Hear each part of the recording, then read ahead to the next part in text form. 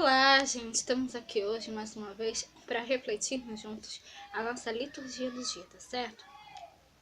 E hoje, nesse domingo, as leituras elas falam pra gente que a palavra nos motiva a trilhar o caminho da sabedoria para viver na justiça. Chamados por Deus para ser irmãos e irmãs de Jesus, fazemos do reino nosso bem maior e pomos de lado tudo o que impede a sua realização.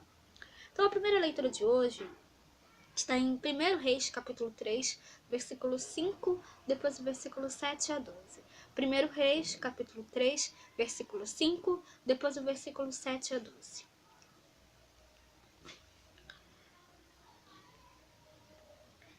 E em Gibeão apareceu o Senhor a Salomão de noite em sonhos e disse-lhe Deus, pede o que quiseres que te dê. Agora, pois, ó Senhor meu Deus, tu fizeste reinar a teu servo em lugar de Davi, meu pai, e eu sou ainda menino pequeno, nem sei como sair, nem sei como entrar. E teu servo está no meio do teu povo que elegeste, povo grande que nem se pode contar, nem numerar pela sua multidão. A teu servo, pois, dá um coração entendido para julgar a teu povo, para que prudentemente discima entre o bem e o mal. Porque quem poderia julgar a este tão grande povo? E esta palavra pareceu boa aos olhos do Senhor, que Salomão pedisse esta coisa. E disse-lhe Deus, porquanto pediste esta coisa, e não pediste para ti riquezas, nem pediste a vida de teus inimigos, mas pediste para ti entendimento para ouvir causas de juízo. Eis que fiz segundo as tuas palavras. Eis que te dei um coração tão sábio e entendido, que antes de ti teu igual não houve, e depois de ti teu igual se não levantará. Então, essa primeira leitura mostra pra gente, né, esse exemplo que Salomão dá, né? Deus falou para ele, olha, você pode pedir o que você quiser que eu vou lhe dar. Ele poderia ter pedido riquezas, poderia ter pedido algo para ele, mas não.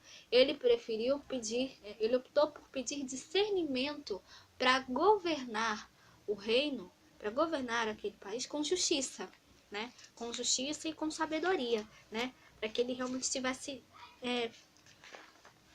discernimento, né? Então, a sabedoria, ela é necessária aos governantes para bem servir o povo, né? Saber distinguir entre o bem e o mal, né?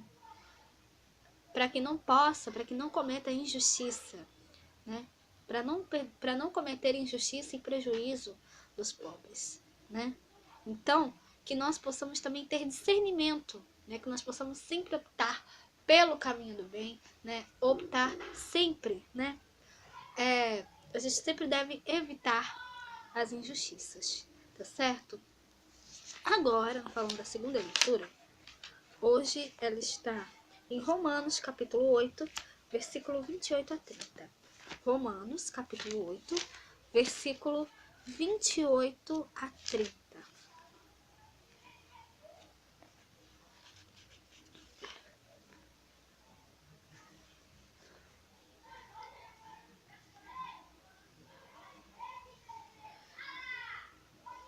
E sabemos que todas as coisas contribuem juntamente para o bem daqueles que amam a Deus, daqueles que são chamados por seu decreto. Porque os que dantes conheceu também os predestinou para serem conformes à imagem de seu Filho, a fim de que ele seja o primogênito entre muitos irmãos. E aos que predestinou a estes também chamou, e aos que chamou a estes também justificou, e aos que justificou a estes também glorificou. Então, essa segunda leitura mostra pra gente o seguinte, né? Que Deus, artesão perfeito, fez de nós uma obra-prima, né? Nós somos obras de Deus, né? Nós somos criaturas, né? Obras, né? Criadas por Deus. Então, Ele desde sempre nos conheceu, nos amou e nos predestinou, né? A sermos conformes à imagem do seu Filho, a imagem de Jesus. Como filho de Deus, somos destinados à glória. Então, Ele sempre quer o melhor para nós. Então, que nós possamos sempre cada vez mais fazer a vontade dEle, né? Porque nós somos criação dEle, né? Ele nos criou, né? Para que nós possamos sempre cada vez mais fazer o bem, sempre fazer a sua vontade, tá certo? Então que nós possamos sempre, que a vontade de Deus sempre prevaleça em nós, que nós possamos sempre abraçar o projeto salvífico de Deus na nossa vida, tá certo? E agora, falando do Evangelho, hoje ele está em Mateus, capítulo 13, versículo 44 a 52. Mateus, capítulo 13, versículo 44 a 52.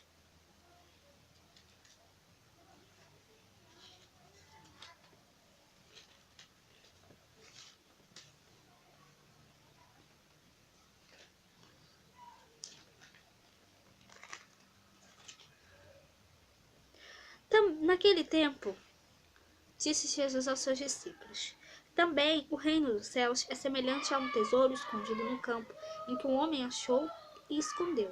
E pelo gozo dele, vai, vende tudo quanto tem e compra aquele campo. Outro sim, o reino dos céus é semelhante ao homem negociante que busca boas pérolas. E, encontrando uma pérola de grande valor, foi, vendeu tudo quanto tinha e a comprou. Igualmente, o reino dos céus é semelhante a uma rede lançada ao mar e que apanha toda a qualidade de peixes. E, estando cheia, a puxam para a praia e, assentando-se, apanham para os cestos os bons. Os ruins, porém, lançam fora. Assim será na consumação dos séculos. Virão os anjos e separarão os maus dentre os justos, e lançá-los-ão na fornalha do fogo. Ali haverá pranto e ranger de dentes. E disse-lhe Jesus: Entendestes todas estas coisas? Disseram-lhe eles: Sim, Senhor. E ele lhes disse: Por isso, todo escriba instruído acerca do reino dos céus é semelhante a um pai de família, que tira do seu tesouro coisas novas e velhas. Então, essa leitura do Evangelho, né,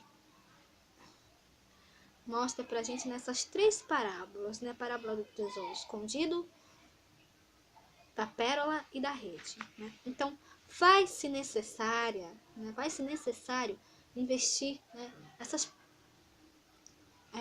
faz necessário que a gente realmente busque, né, o reino dos céus. Então, as três parábolas, né, do tesouro, né, da pérola e da rede, são comparações, né, entre estes elementos, né, a pérola, o tesouro e a rede, né, em relação ao reino dos céus.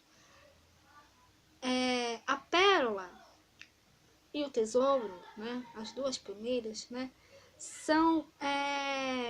ressaltam a alegria da descoberta do reino, né, e da justiça de Deus, né.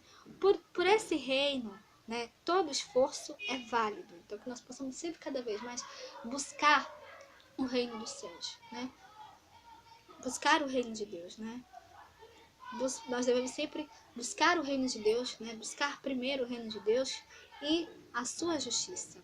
E a última parábola trata da presença do bem e do mal na sociedade, né? No caso, né, a parábola da rede. Então, que nós possamos sempre optar pelo caminho do bem, né? A gente tem uma escolha, nós temos uma escolha, o bem e o mal. E as consequências dessa escolha, né, virão, né? Dependendo do caminho que nós escolhermos, vamos ter consequências, né? Então, que nós possamos sempre escolher, né, o caminho do bem, né, para que nós possamos sempre, né, ter como consequência coisas boas, né, que nós possamos sempre buscar, né, escolher sempre, nós possamos sempre optar pelo caminho do bem, né, para que as consequências sejam, porque com certeza a gente sabe que as consequências de escolher o caminho do bem serão boas, né? Nós vamos ter recompensas, né? Nós vamos trilhar o caminho de Deus sempre, cada vez mais na nossa vida, escolhendo o caminho do bem, né? Então, o maior exemplo disso é a porta estreita e a porta larga, né? A porta estreita é exatamente o caminho do bem, né? O caminho de Deus, né? As coisas de Deus. E o caminho do mal a porta larga é exatamente o caminho do mal, as coisas do mundo, né, os prazeres do mundo que nós sabemos que são passageiros, né? Entrando pela porta larga, a gente pode ter acesso aos prazeres do mundo, mas tudo isso é passageiro, né? E entrando na porta estreita, né, que é optando sempre ter, né, escolher, né, sempre a porta estreita, né? Entrando pela porta estreita, nós teremos acesso às coisas de Deus, teremos acesso ao caminho de Deus e essa alegria será eterna, tá certo? Então, acho que assim, nós podemos resumir, né, essas parábolas, né, nesse exemplo, tá certo? Então, era isso que eu tinha para falar para vocês hoje. Muito obrigada a todos por curtirem, por comentarem. Aqueles que só assistem mesmo, eu também agradeço. Espero que vocês tenham gostado dessa reflexão de hoje. Espero encontrá-los todos aqui amanhã, segunda-feira, se Deus quiser, para continuarmos refletindo cada vez mais as leituras da Sagrada Escritura. Então, muito obrigada a todos e até a próxima, se Deus quiser.